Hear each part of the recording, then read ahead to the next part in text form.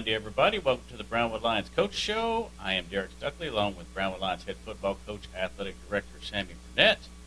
Unfortunately, the Brownwood Lions football season came to an end Friday night, but boy, what a ride we went on, Coach. Absolutely. What a great game, man. Kids fought to the bitter end. I tip my hat to Decatur for coming out with the victory. They kicked a field goal, about 4 minutes left in the game. We got the ball in the 30 and drove down and scored and went up by 5, and then they got the ball back and drove down and scored, had the last touch and won the game. So I tip my hat to them. Congratulations to them. But our kids are phenomenal. I thought they played a phenomenal game. You can always tell a lot about your program, your kids, at the end of the ball game, how you face success and how you face failure. And I thought our kids lost the game, but they sure hadn't lost in life. I thought our kids represented themselves extremely well. It's hard for a young man going through that part of their life for the first time. It's easy for us because I've been there. You know, I know what it's like to lose your last game as a senior, and watching those seniors be upset and watching those underclassmen who put so much time in be upset. But the way our kids handle it, I'm extremely proud of. Our goal is to mold young men through sports, and that's talking about the football side. My goal as the athletic director is to mold young men and women through athletics, and that's what we're doing. I'm extremely proud of them. They're winners. They're champions, and maybe it didn't turn out the way we wanted to. That wasn't the Lord's plan, and I've said that before. But His plan was revealed. We're to learn from it, not understand why all the time, but He's blessed us with so much, and I'm so thankful for that, and so thankful for those kids. You talked about the resiliency the kids showed all year long. Down 14 points for the first time, they come back, take the lead. Down there with 4 minutes left, take the lead again. Just never quit fighting. Yeah, absolutely, man. They're fighters. They're winners. I mean, that's the best way. They're champions. They're winners. I have no doubt that any of those kids leaving the program this year will go and do whatever they choose to do. The sky's the limit for them. They can do whatever they want to do. They have what it takes to do it. They just got to continue to have the hunger and desire. They understand delayed gratification. They worked extremely hard in the off season, and our off seasons are not easy. We do lose kids during the off-season time because it's difficult. And as an athletic director, you always want your off-season times to be more difficult than the in-season times, because if it wasn't, you wouldn't grow. And we want our kids to develop their bodies for health purposes, and so that they can be the strongest and fastest athletes that they can be. And our seniors started that. I said last December. And they set their mind to it. We always do evaluations at the end of seasons.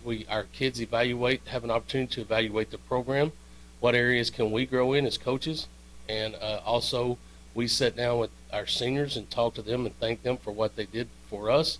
And then also, we evaluate our underclassmen so they know exactly where we're at. Each position coach evaluates their kid, and we do it honestly, the goods and the bads, and we tell them where they are, where they need to be, what they need to focus on.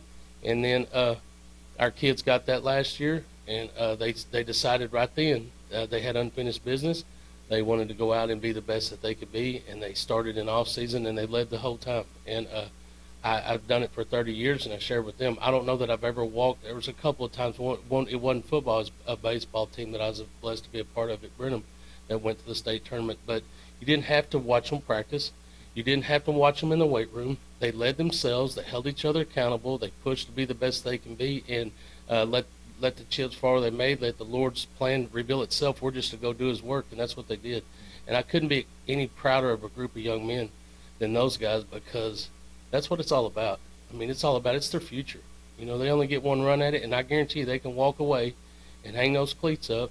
Some of them will have an opportunity to go to the next level, but they can hang those cleats up being proud of who they are and what they've accomplished, and that they have, and knowing that they have a bright future. And then on the field, 12 wins this year, back-to-back district championships, reached the regional finals, one of the last 8 teams in the state. A lot of programs would like to be where the Brownwood Lions are right now. Absolutely. Like I said, it's a total blessing. Who would have thought? If you'd have told me, Coach, you're going to be 12-2, returning one starter on offense, you busted up a really strong defense to create another offense and filled in on defense with players that were up and coming, that were ready to go. It's a testament to our kids, again, being able to fill roles that didn't really need to be filled, but we had to fill them. And for us to have 10 new guys on offense and teach them, and it's a testament to our coaches and our testament to our kids' desire to be successful. So if you'd have told me you're going to be 12-2 and be in the Elite Eight, I'd have said, I think you may be a little crazy, Stuckley. But I know this, our kids do the work and they deserve every bit of it, that's for sure. And as far as the program as a whole, another solid year at the JV level. Freshmen look pretty good, so things look bright for the future. Yeah, our junior highs are doing well. I mean, you got to start at the bottom. That's at the bottom. I mean by the youngest, the 7th graders and 8th graders. That's your foundation. They got to have fun. They got to find some success. When they got to learn what it means to be in the program, things you can do and things you can't do, and why. The discipline aspect of it. And then you get to high school and you're really broken up into groups and you start becoming a technician of the position that you're in, and try to master the craft that we feel the position that you're best suited for, and it's a growing process. But if you don't build a foundation in junior high and they don't have fun, we'll never get them at the high school. So I tip my hat to Coach Chastain and all those junior high coaches that work extremely hard to get our kids prepared, and then move on from there, get them in high school. Start teaching them, the work ethic that it takes, the maturity part, and every year a kid grows. You just see them develop. When those freshmen get to the high school, we have some issues with them because they're still junior high guys trying to learn what it means to be in high school, and it's nice. I really enjoy watching kids grow and develop. You never can tell what's going to become of a kid. A lot of kids develop earlier than others, but seeing the growth, it's a process, and I tell parents that all the time. They want it now for their kid. It's a process. Just trust the process, and eventually you'll see your kid get to where you want them to be and where they want to be. And it's based on their desire to, to continue to grow and to continue to be successful. But from top to bottom in the football program this year, I couldn't be any more pleased with the results and the efforts that our kids and coaches have put in. Well, congratulations to you and the staff and the players again. Another great season. It was fun to cover, but we're not quite done with football yet. Got a few honors here we need to announce. We've held this for a long time, which is good. You don't ever give this information out until the last team in your district is done, and I know those other schools are ready to get this out, so I'll just start at the top. Our defensive MVP was unanimous, was Quentin McCarty. It's difficult. You put your kids up and you don't get to vote for them. You got to trust that the rest of the teams in the district are going to do the right thing and vote the way it should be, not the way they want it to be. I've been in districts before, not this district, let me tell you, this is a classy district, but I've been in districts before where they're going to vote for a kid so that their kid gets more votes and it moves them up. It's a strategy game, which I don't believe in. I believe in you vote for the best kid that's earned it. I don't care what school they go to. You vote for the most talented kid that played that position, and I thought the district did a phenomenal job of doing that, so I thank them for it. But our defensive MVP was Quentin McCarty. District MVP, whole district. Yeah. District Okay. MVP was Quentin McCarty. These are all superlatives. Right. And in a superlative, if you don't know, a superlative, once you receive a superlative, that's the only thing you can get. You don't get voted on anything else because there's nothing higher than what you receive. But Quentin McCarty was the district MVP. A lot of praises on what he did on the defensive side and the offensive side. The offensive MVP was not questioned either. It was a unanimous pick, was Icall. A phenomenal year he had. The defensive MVP was Sam Coleman. So we did not get the newcomer of the year and the lineman of the year. We didn't get either one of those. So, but congratulations to those three. We got 3 of the 5 superlatives, so that's a big deal. On the offensive side, first team all-district receiver Carson O. First team all-district receiver Aaron Edmonds. Blessing, they're both sophomores. Mm-hmm. First team all-district offensive tight end, Weston Wolf. First team all-district O-lineman, Davis Lee and Logan Knight.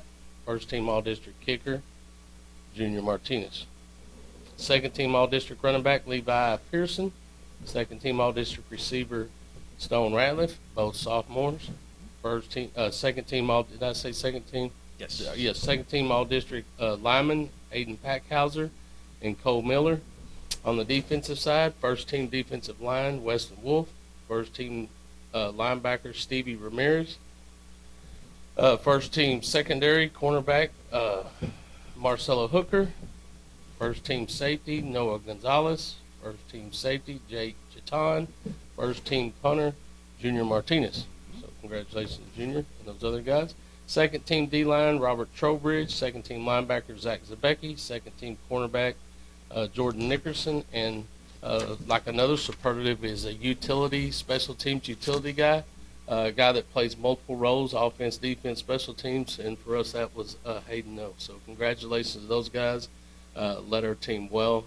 Couldn't be more pleased at the outcome of those votes. So I appreciate the district for the way they voted those kids in. And one of the really good things to see, about half of those kids on the list will be back next year. Yeah, that's a big deal. Yeah, that's always helpful. You know, we talk about the seniors and what they've done for their season, but one of the things that we'll get residual impact from is the fact that they led our underclassmen. And our underclassmen know what it means. It's their turn to step up and lead. Those juniors got to step up. Those sophomores, I'll tell you, that's a really good group. It's a blessed group, and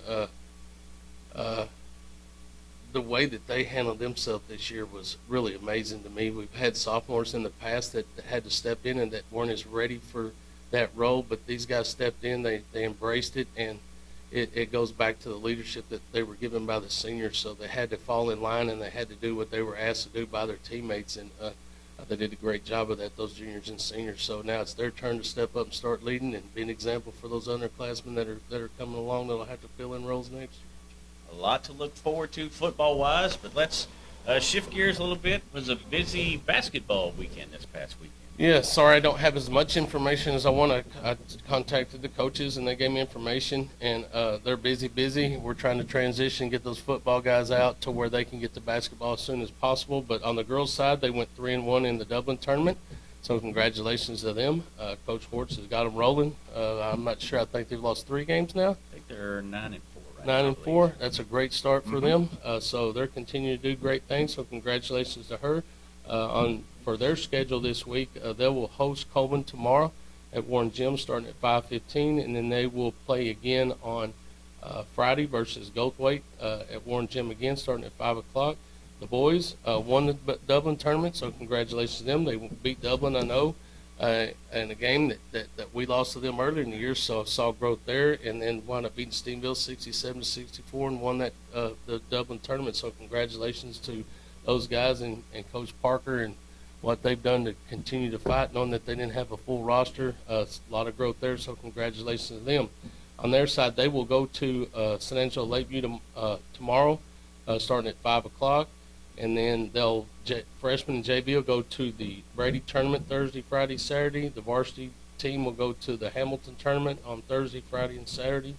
And then for the rest of the week, soccer-wise, our girls will be at Alvarado, scrimmaging there at 4 o'clock and 5 o'clock or 5:30. So getting a little soccer reps in there now. So I want to thank Coach Mosqueda for adjusting her schedule and allowing us to use Gordon Wood Stadium. Coach Westman for allowing us to use the stadium. They went over to the city fields, and I appreciate them being flexible and allowing us to use the turf and the alignments on the turf so that we could get the best out of our practices. So I wish Coach Hortz and Coach Parker and Coach Westerman and Coach Mosqueda best of luck. Walker, I guess that is, best of luck in their seasons as basketball gets ready to go into district play and soccer gets ready to kick off their season. You know, as far as boys basketball, I thought the most impressive thing was they went in the tournament still looking for their first win. They get 3 wins. That's right. And the championship. That's right. I mean, resilience. Coach Parker holds them to a high standard. I go into the gym after they have played games and just listen to him talk, and he has very high expectations. He holds them accountable. Things that we don't do well are unacceptable. He praises what they do well, but he continues to grind and figures out where areas that they have to grow, and he holds them accountable for growth. And like I said, I'm pleased with them. The girls, watching them practice and watching them play, they're extremely excited about what they're doing. So it's all in all, it's exactly what you want as an athletic director, to see so much growth and development and success and positive impacts that are being made in all areas. Yeah, I know the boys had a couple of banged up kids, but help is on the way now with some football guys. Yep, they're going to limp a little bit still because those football guys that go to basketball, they're going to have to learn basketball shape and football shape are 2 totally different things. They got to get in shape for basketball to be able to run up and down the court, and they got to learn the system and start shooting the ball a little bit. So They may not start out as strong as everybody wants them to, but they'll get there, I promise. All right. Anything else we need to talk about today, Coach? Let's thank those that make this show possible. Auto Glass Magic, Brenner Auto Group, Syntex Body and Paint, Syntex Equipment Sales, Citizens National Bank, Dan Hill Containers, Dr. Bon Young, Dr. Pepper Bottling Company, Edward Jones Investments, Hendrick Medical, Highway Enterprises, Humphrey Peets, Heartland Funeral Home, Landmark Admin, MC Bank, Painter and Johnson Associates, Smith and Sharp Agency, Sonic Drive-In, Stanley Chrysler, Texas Bank, Weldon Whistle Electric, Western Bank, and Willie's Tees. All right. We'll be back here Wednesday to talk some more Lions and Lady Lions sports on the Brownwood Lions Coaches Show on KOXC, KOXC.com, and the KOXC app. Have a great day, Brownwood.